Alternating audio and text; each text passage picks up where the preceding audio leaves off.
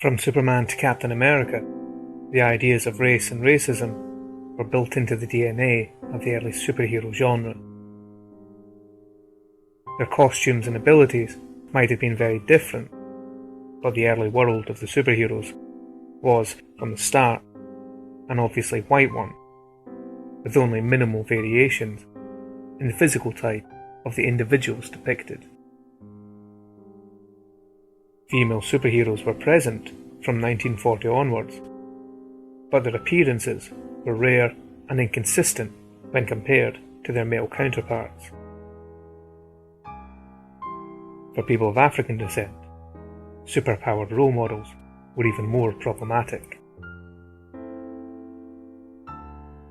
In the early superhero world, there was some variety, but taken as a whole, the genre was dominated by individuals who tended to be male, and, outside of the realm of comedy and slapstick, were all white, all American. By whitewashing the early world of superhero comics, the early pioneers of the genre were not necessarily making a statement about the nature of race. But taking all of those early heroes together, it becomes crushingly obvious and undeniable that the best qualities associated with contemporary America, at least in the comic book world, were also directly connected to whiteness.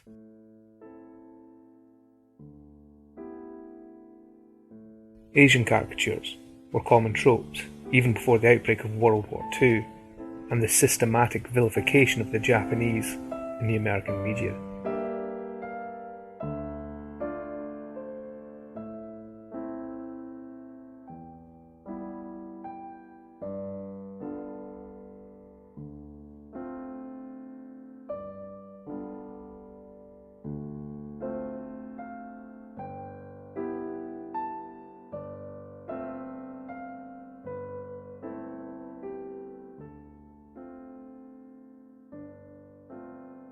In the first issue of Detective Comics, in 1937, future Superman creators Jerry Siegel and Joel Shuster introduced the world to Slam Bradley, a strongman proto-superhero who's depicted taking on an entire gang of hyper-stereotyped Asian thugs.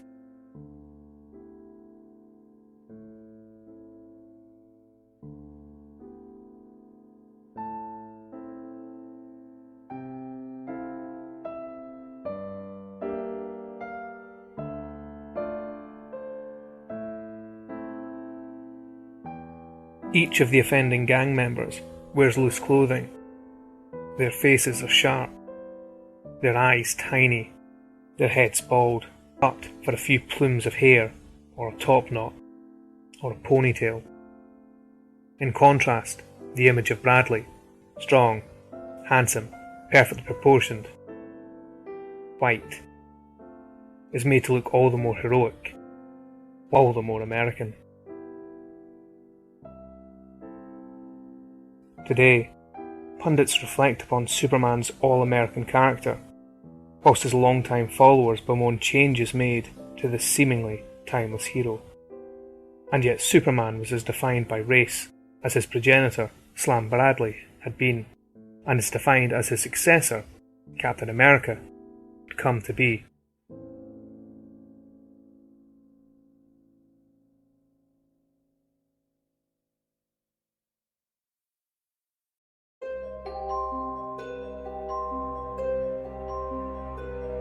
This is Whitewash Jones, a character from the Young Allies series in 1940, a group of Captain America sidekicks, whose rampant stereotyping contrasted vividly with the Captain's own form of physical, white perfection.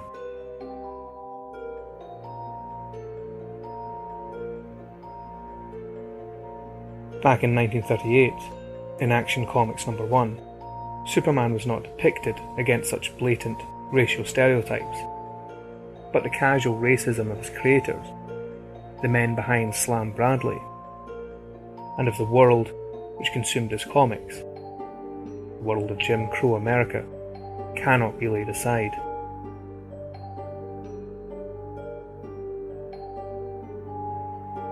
Negative racial stereotypes may be rare in early Superman comics, but the sheer whiteness of these early publications, viewed in the context of Slam Bradley's Asian opponents, speak to us about the nature of the racial assumptions which underpinned mainstream American society. Moreover, these assumptions often bubble just below the surface of a given comic or superhero, ready to rear their head should the implied whiteness of the main character require more than a subtle reaffirmation.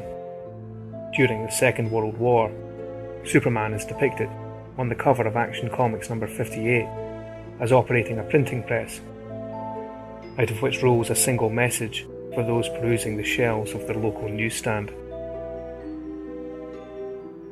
Superman says, "You can slap a Jap with war bonds and stamps."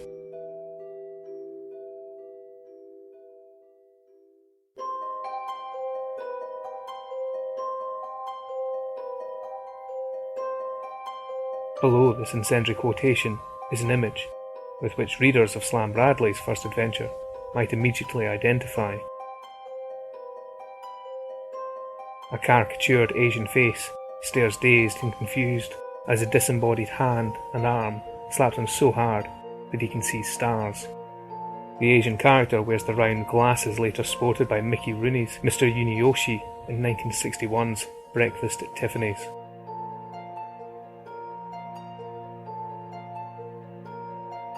Just as in Hollywood, racism could find casual, brutal expression in the comic book world.